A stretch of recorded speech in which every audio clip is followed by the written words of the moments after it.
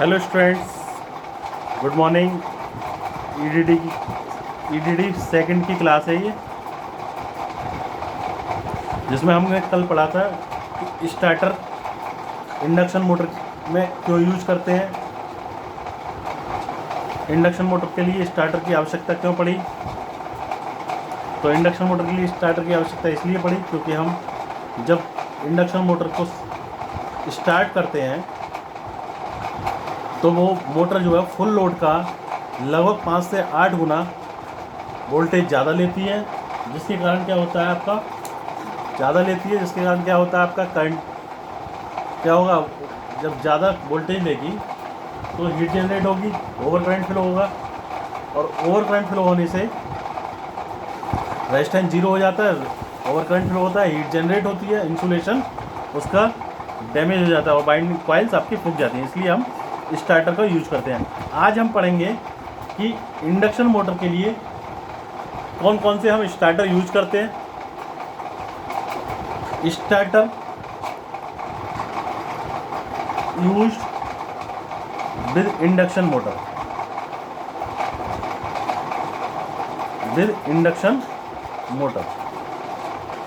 Motor यानी प्रेरण motor.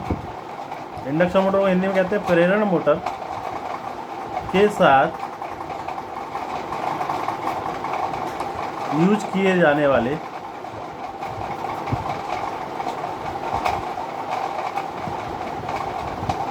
Starter.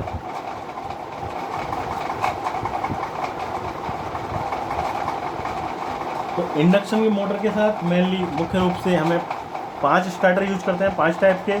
पहला होता है आपका डायरेक्ट ऑनलाइन स्टार्टर, जिसको हम DOL स्टार्टर कहते हैं। दूसरा होता है आपका स्टार डेल्टा स्टार्टर,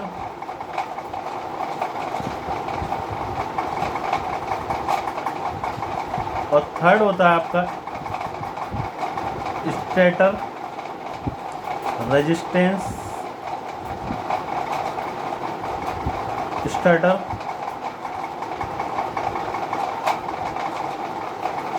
चौथा रोटर रेजिस्टेंस स्टार्टर, और एक होता है आपका पांचवा auto transformer starter.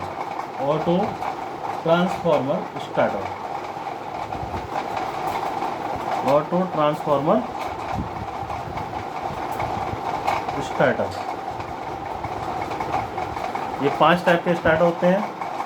Direct online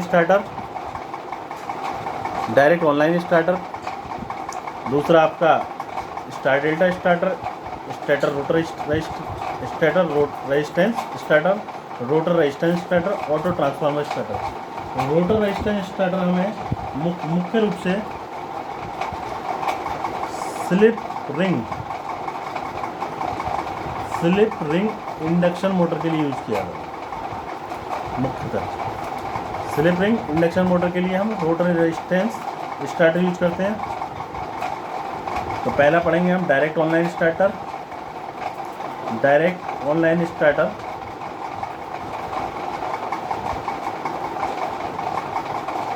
क्या होता है, कब यूज किया जाता है, कितनी पावर की मोटर के लिए यूज करते हैं, ये सब हम इसमें पढ़ेंगे। तो डायरेक्ट ऑनलाइन स्टार्टर हमेशा 5 HP पावर से, जो इंडक्शन मोटर 5 HP पावर से कम होती है उसके लिए हम डायरेक्ट ऑनलाइन स्टार्टर यूज करते हैं। एंड DOL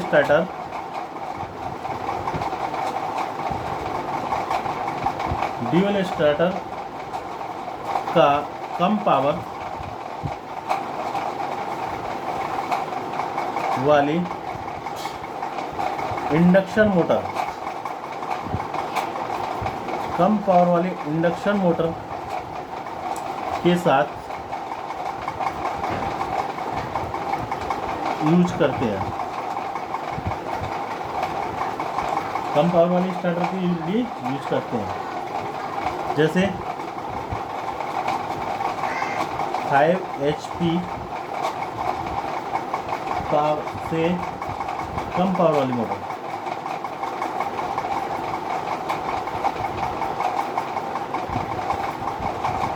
फाइव HP से कम पावर वाली मोटर के लिए क्या यूज करते हैं हम? डायरेक्ट ऑनलाइन स्टार्टर यूज करते हैं। इस मोटर में इस स्टार्टर को, इस स्टार्टर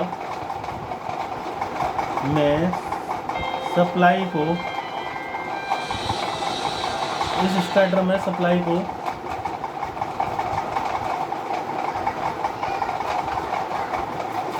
सीधे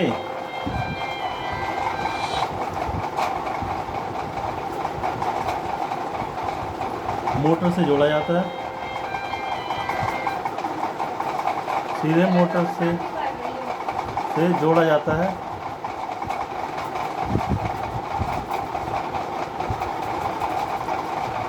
इसीलिए इसे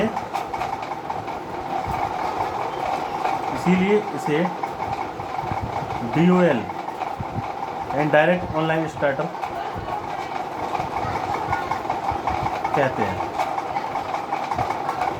डायरेक्ट ऑनलाइन स्टार्टर इसलिए कहते हैं क्योंकि इसको स्टार्टर में जो सप्लाई होती है वो सीधे मोटर से जोड़ा जाता है। सप्लाई को सीधे मोटर से जोड़ा जाए वो स्टार्टर क्या होगा? आपका डायरेक्ट ऑनलाइन स्टार्टर होगा।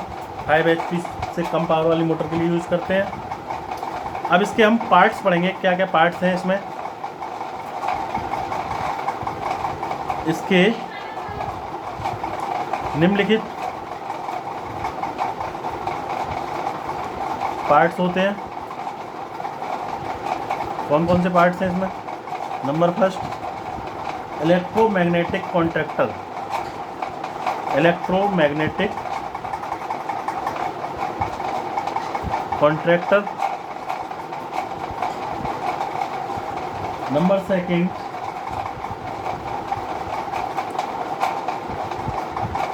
और क्या होता है इसमें? ऑन, या कह सकते हैं हम स्टार्ट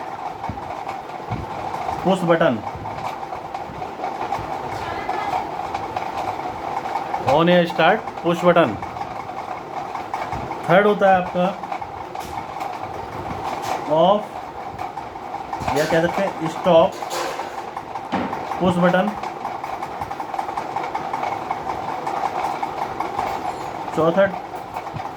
चौथी चीज़ इसमें होती है ओवरलोड या थर्मल रिले।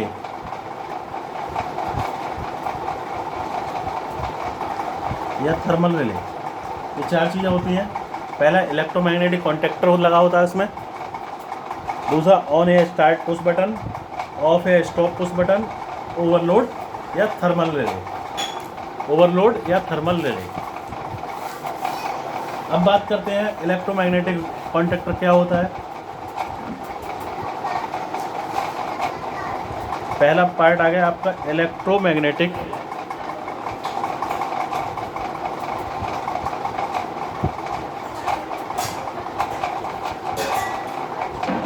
कॉन्ट्रैक्टर। क्या होता है, किस लिए यूज करते हैं हम इसे? तो इलेक्ट्रोमैग्नेटिक कॉन्ट्रैक्टर एक ऐसी स्विचिंग डिवाइस होती है जो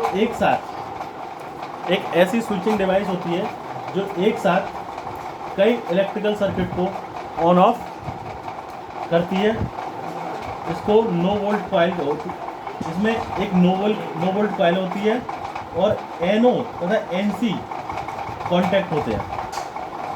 इसमें क्या होता है, एक ऐसी स्विचिंग डिवाइस है, ये एक ऐसी स्विचिंग डिवाइस है जिसमें कई इलेक्ट्रिकल सर्किट्स को ऑन ऑफ किया जाता है। इसमें एक नो वोल्ट कॉइल होती है और NO तथा NC कॉन्टैक्ट होते हैं। यह एक ऐसी स्विचिंग डिवाइस है जिसमें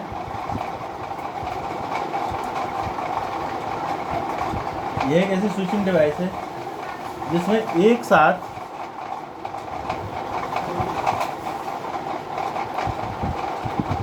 कई इलेक्ट्रिकल सर्किट्स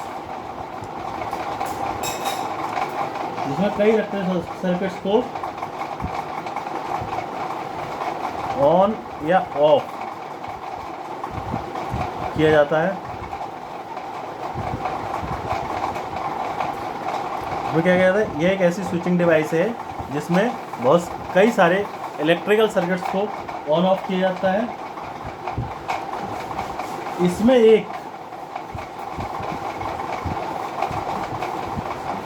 एक नो वोल्ट कॉइल होती है, नो वोल्ट कॉइल होती है, और क्या होता है, एनओ तथा एनसी कॉन्टैक्ट होते हैं। एनओ तथा एनसी कॉन्टैक्ट होते हैं। एनओ तथा एनसी कॉन्टैक्ट होते हैं। एनओ से मतलब नॉर्मल ओपन तथा एनसी नॉर्मल क्लोज्ड। ये कॉन्टैक्ट लगे होते हैं, कई सारी डिवाइस को ऑन ऑफ करती है ये। दूसरा आता है आपका, क्या आता है, ऑन या कह सकते हैं स्टार्ट पुश बटन। ऑन या स्टार्ट पुश बटन। इसमें क्या होता है, इस बटन के द्वारा क्या किया जाता है, 3 फेज इंडक्शन मोटर को इस बटन के द्वारा 3 फेज इंडक्शन मोटर को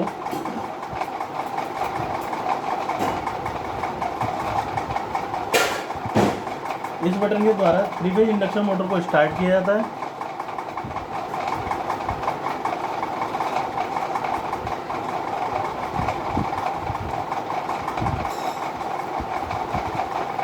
इसमें भी एनओ तथा एनसी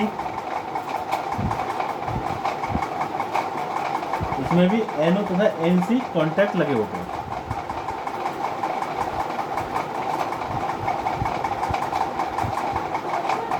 इसमें भी एनओ तथा एनसी कॉन्टैक्ट लगे होते हैं। जब पुश बटन को दबाया जाता है, जब पुश बटन को दबाया जाता है यानी प्रेस किया जाता है, दबाया जाता है,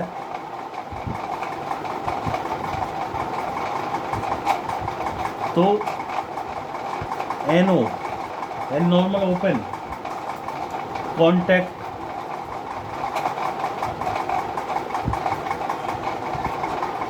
एनओ कॉन्टैक्ट क्या हो जाता है, क्लोज, तथा NC normal close contact open हो जाता है।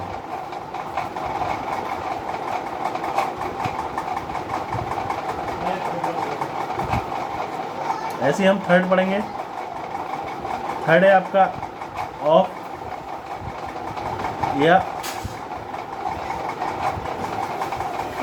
Stop push button.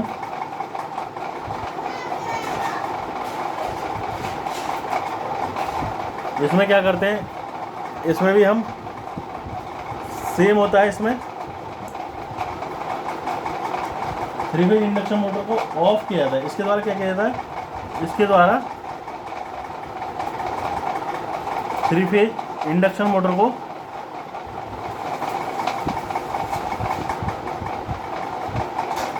ऑफ किया जाता है।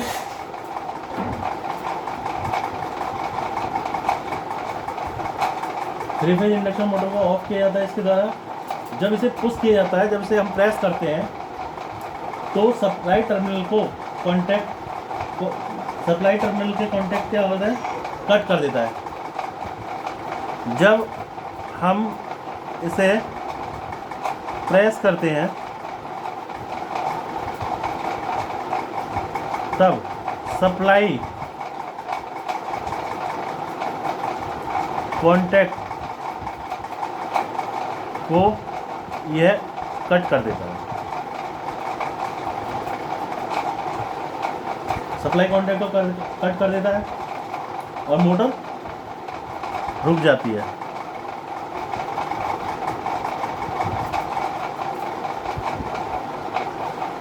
चौथा था आपका थर्मल रिले या ओवरलोड रिले। थर्मल रिले या ओवरलोड रिले ये किस लिए यूज किया जाता है? यह एक ऐसा रिले होता है जो ओवरलोड कंडीशन में मोटर की सप्लाई को सर्किट ब्रेकर द्वारा कट करता है। यह एक ऐसा रिले होता है, यह एक ऐसा रिले होता है जो ओवरलोड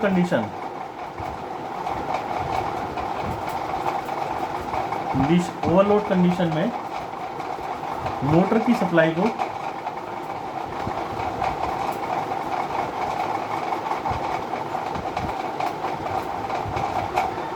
सर्किट ब्रेकर द्वारा,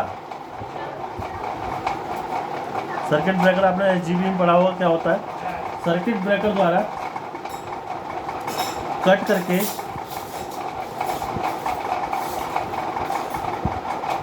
मोटर को खराब होने से बचाता है। मोटर को खराब होने से